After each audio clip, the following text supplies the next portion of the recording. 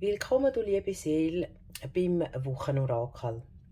Ich freue mich, dass du wieder dabei bist, um zu schauen, wie die Energien schwingen in der neuen Woche.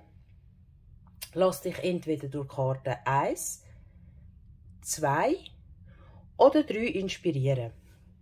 Ich hoffe, es spricht dich an. Wenn nicht, lass die Energie weiterziehen und ich freue mich, wenn du die nächste Woche wieder dabei bist. Willkommen zu der Karte Nummer 1. Oh, in Reihe und Glied ist die erste Karte, die ich aufdecke, die erste Energie, die da uns einen Hinweis gibt für die neue Woche. Da geht es um Struktur, um sich vielleicht auch unterzuordnen. Ich würde da gerne noch 2 Karten dazu ziehen. Ja, da geht es um Struktur. Das können verschiedene Strukturen sein. Das kann familiär sein, das kann geschäftlich sein, dass man wieder in Reihe und Glied muss. Was mir da vielleicht auch ein bisschen in den Sinn kommt, ist, viele müssen einfach, gehen wieder zurück ins Office. Da gibt es wieder neue Regeln, das sind wieder die Regeln vom Office, die da uns reinkommen.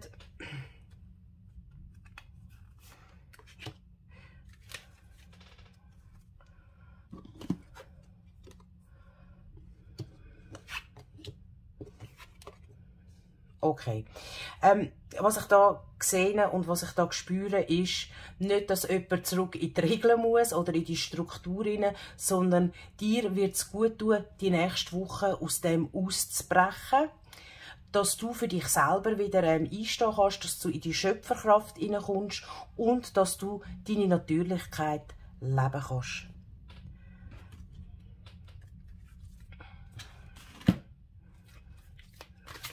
Weiter. Ups. Da wollen doch gerade 2 Karten kommen. Schauen wir die an. Was wollen die uns sagen? Okay, jawohl. Das ist wirklich so. Du bist angehalten, die nächste Woche, sehe ich da gerade, aus den Strukturen auszubrechen. Weil dich das so einengt, dass du eben nicht mehr in die Natürlichkeit gehst. Es muss etwas dir auch gegen den Strich gehen und du wirst eigentlich aufgehalten, da auszubrechen. Wenn du in diesen Strukturen weiter bleibst und dich nicht für dich erhebst, kann das in so eine Starre führen. Du tust dich selber ausschliessen, obwohl dass du eigentlich in Reihe und Glied laufen tust. Aber es entspricht eben nicht deinem Naturell, dass du dich so quasi beugen lässt. Du wirst wirklich angehalten, die nächste Woche in dich zu gehen, das Innere gegen rauszubringen. Wir haben da die hohe Priesterin, die für die Intuition steht, die für auch gegen aussen die Ruhe, also wenn man sieht, die Frau wirkt ganz ruhig und gelassen und da in ihrem Kleid sieht man ein stürmisches Meer mit dem Schiff, wo sie wieder Kurs heben tut.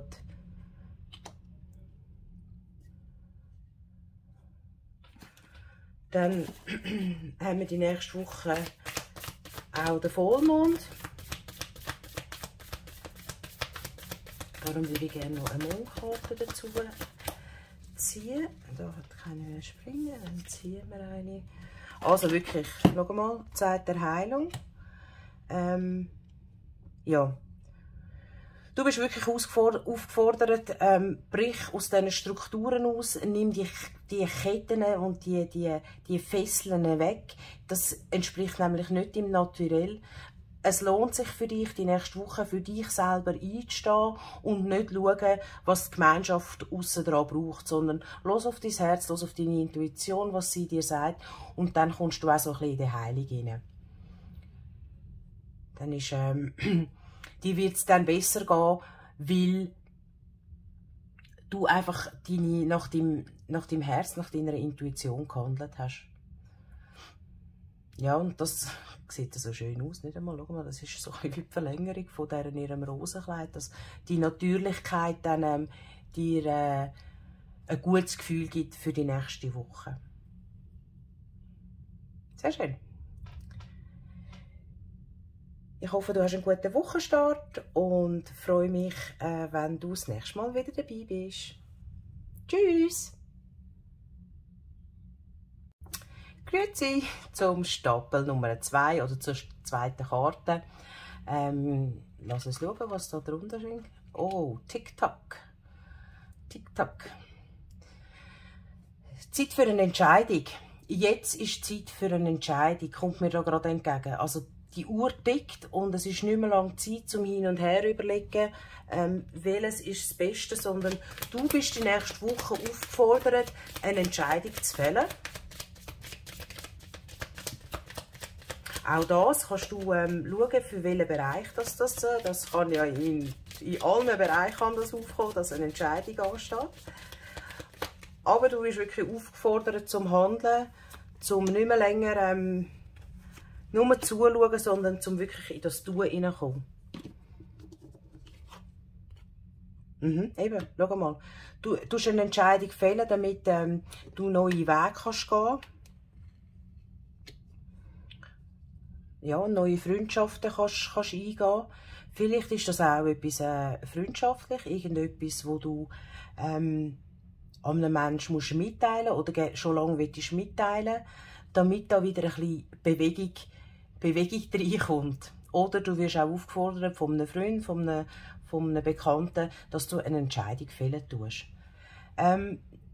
Du wirst wirklich aufgefordert, damit einfach die neue Tür aufgeht und neue Wege sich öffnen können. Wenn man sich nicht entscheiden tut, dann ist man einfach so starr und es geht nicht führen und nicht zurück.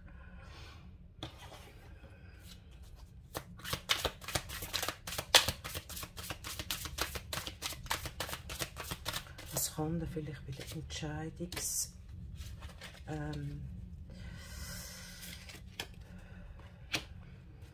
Okay. Oh, guck mal, da sind jetzt gerade noch... Da ist noch eine versteckt da unten dran. Okay. Also, ich nehme da wahr, da geht es also wirklich um etwas Zwischenmenschliches, eine Entscheidung, die zwischenmenschlich getroffen werden soll. Ja. Die Entscheidung, die du fällen wirst,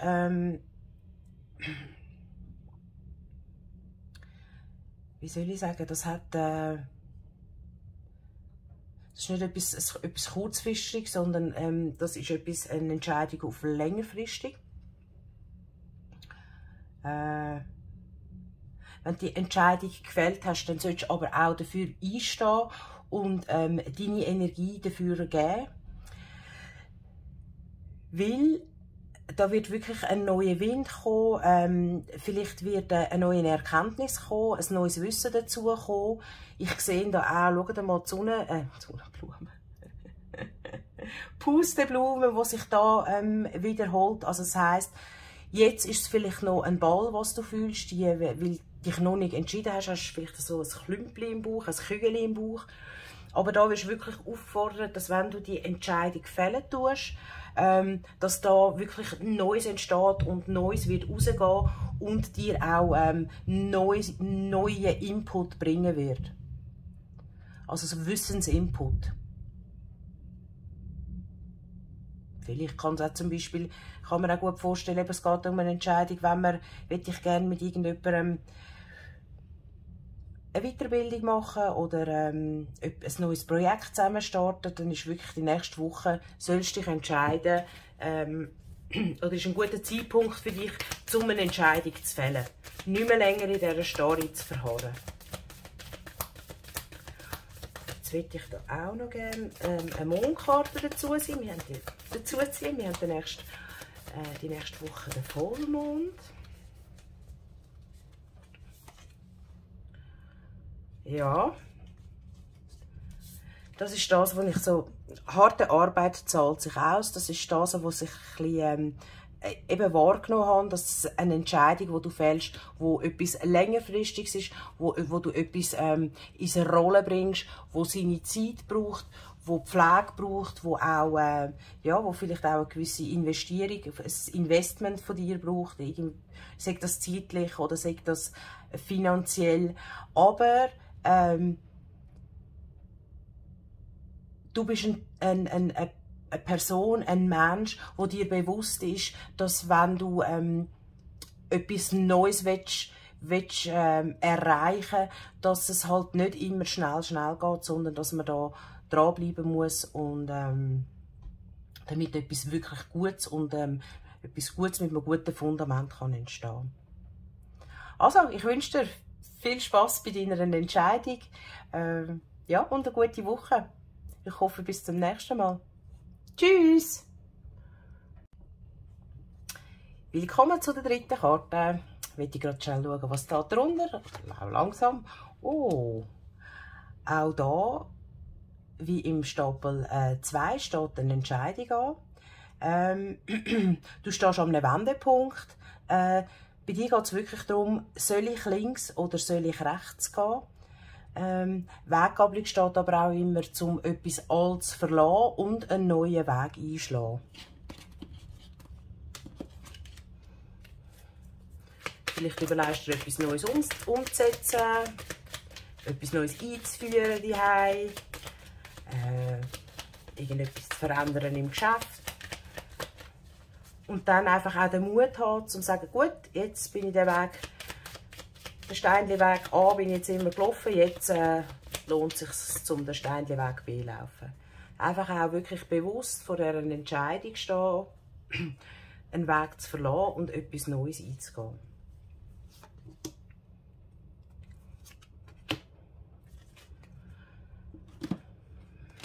Haben wir da vielleicht noch, aha, ja,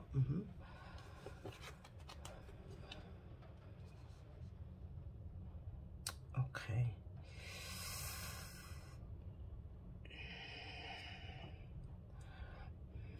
Die Entscheidung, die anfällt, wird dir Freude bringen, wird dir einen neuen Impuls bringen. Ich nehme da wahr, dass es eine schöne Entscheidung ist, wo du im Moment auch stehst, wo nicht so ja, es ist eine fröhliche Entscheidung, die ansteht und da bist du jetzt wirklich, egal für welchen Weg dass du dich entscheidest, für den direkten Weg oder für den Umweg oder für den noch am See vorbei, es wird ein guter Weg sein. Also da geht es ein bisschen darum, der Weg ist das Ziel, um auch die Erfahrung von dieser neuen Weggabelung zu spüren, zu fühlen, zu fühlen und ja, sich einfach auch von dem inspirieren lassen, nicht immer alles wissen, was einem begegnet auf dem Weg, sondern sich einfach auch darauf einlassen und vertrauen, dass es gut kommt.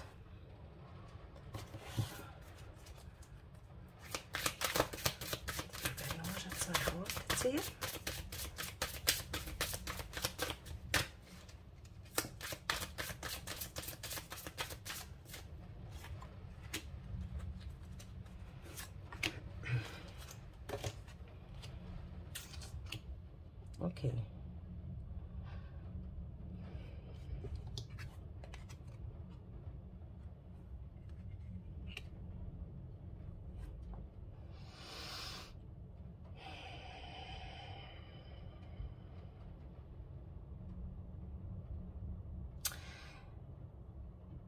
Was du ein bisschen angehalten bist, die nächste Woche zu achten,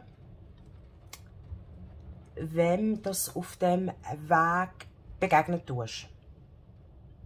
Welchem Mensch, wo dich könnte in die Irre führen auf dem Weg, wo du gewählt hast.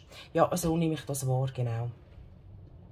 Achte dich den Leuten und verlasse dich auf dein Bauchgefühl. Wenn du auf deinem Weg einem Menschen begegnest, auf einem Weg, wo du dich jetzt entschieden hast, dann lass dich nicht verunsichern, dass du die falsche Entscheidung getroffen hast.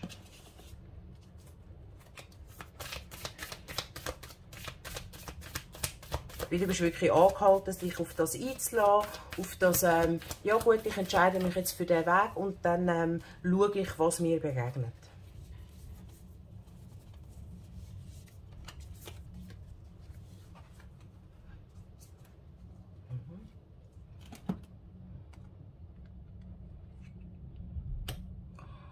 Und die nächste Woche bist du auch aufgefordert, dass du in deiner Haltung eher geben solltest als nehmen. Vielleicht kannst du ja jemanden einladen, der mit dir den Weg geht. Zeit schenken. Ja, dass du irgendjemandem, wo du auf deinem Weg triffst, irgendetwas Schönes zusammen machen tust. Also in das Gehen hineinkommen. Die nächste Woche geht es nicht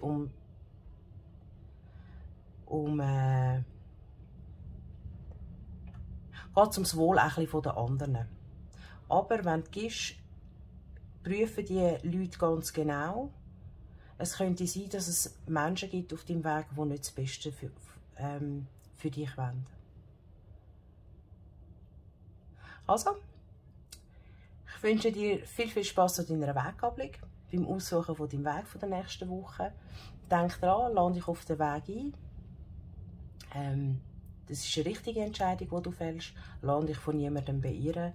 Und wenn du irgendjemanden siehst, der Hilfe braucht, die nächste Woche, dann freut sich, wenn du ihm etwas gibst und ihn unterstützt. Ich hoffe, du hast eine tolle Woche und danke, dass du zugeschaut hast.